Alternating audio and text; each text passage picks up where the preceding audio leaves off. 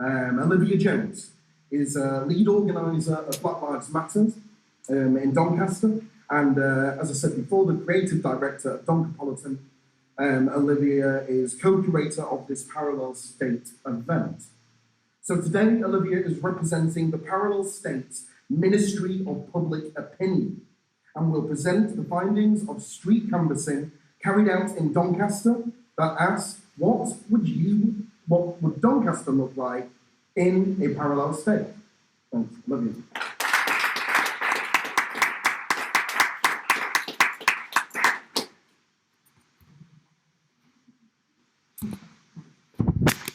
As the party leader of the Parallel State, my role here today is to speak for the collective.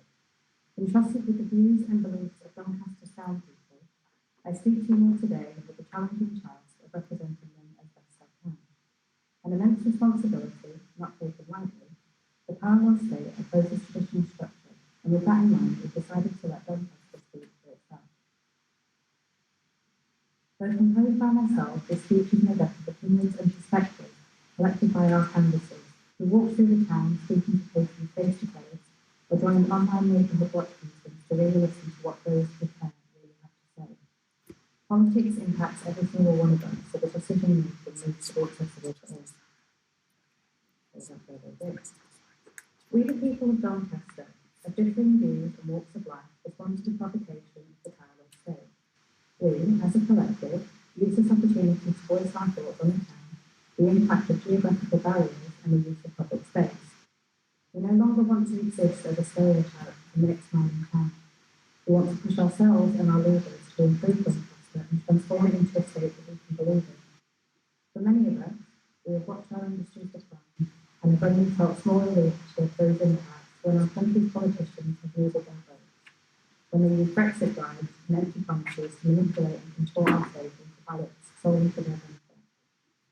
Soaring unemployment rates have led to large low-income families whose children have been stuck with huge debt to youth services, riddled with boredom as their youth clubs, sports centres and after-school sessions have been shut down. Trapped in poverty and focused on prospering, we don't want to feel hopeless anymore. We want to see the passion of those in power, not to be told how much they care, but to see them, communicate, know that we are being heard. We are a town that has been burned by those we trusted in the past. Like with all wounds, we need time to heal and rebuild that trust.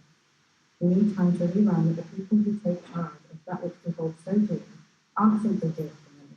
They won't allow one person to have a monopoly on our town, and won't keep our home's best interests as their top priority. We want to see ourselves represented by our council, a mirror image of our collective body interacting and, most importantly, understanding what we need and why we need it. Our figureheads must delve into the wealth of knowledge that our community appointed leaders hold, being guided by them. In a parallel state, we see autonomy of our fringe areas, the ability to govern their own affairs.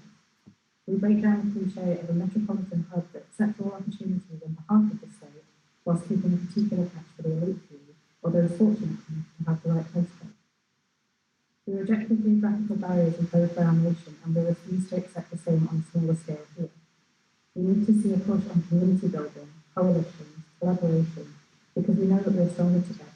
We know what it feels like to be left behind, and we spurn the idea of doing that to each other. Part of the provocation of the Parallel State challenged our use of public spaces: what works, what doesn't, how we use it, and how we can better our use of it.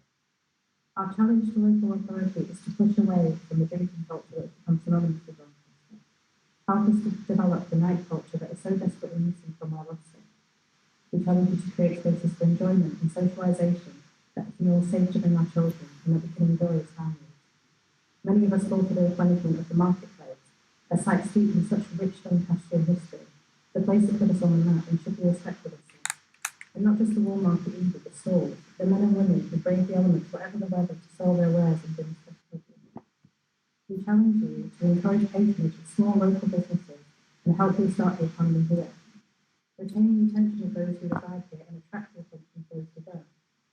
We challenge you to create more entertainment opportunities, starting with concerts and festivals, and build on structures that are already in place, such as St. James's Bathhouse. Beautiful buildings that cannot go back to what they once were, but have the potential to evolve into something completely new. We ask for the the support in developing our community spaces, whether that be cultivating our gardens or finding ways to exercise outdoors with our neighbours. Separately from how we use public space, we also want to look at who uses it. It's no secret that our town centre has been plagued with the sickness of addiction, leaving many homeless.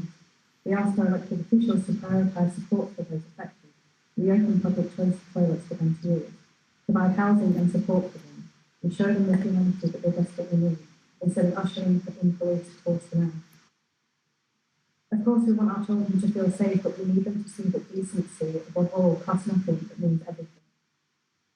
Doncaster asks our directors to ensure that education opportunities are equal and fair, that they are inclusive and accessible, to create schemes that allow children access to culture, science and the world for free.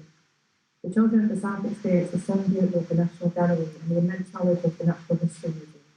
And we have to offer our children more than just to walk into the town centre to look at old buildings and derelict spaces. We must celebrate our own culture whilst creating space to learn about others. We must raise a generation that isn't set up for a culture shock when they leave the town. We must cultivate a kind of community-based society that is focused on relationship building and support, create a culture shift at a foundation level. And once we have that, we can begin to feel hope again, feel proud, we can feel safe. Parallel state offers us the opportunity to change Doncaster, to rebuild it in our imagination and allow it to undergo metamorphosis. Overwhelmingly, we decline the chance to do so. Aside from the obvious a little bit warmer or a little bit closer to the seaside, we maintain steadfastly that Doncaster would simply not be Doncaster if we came from.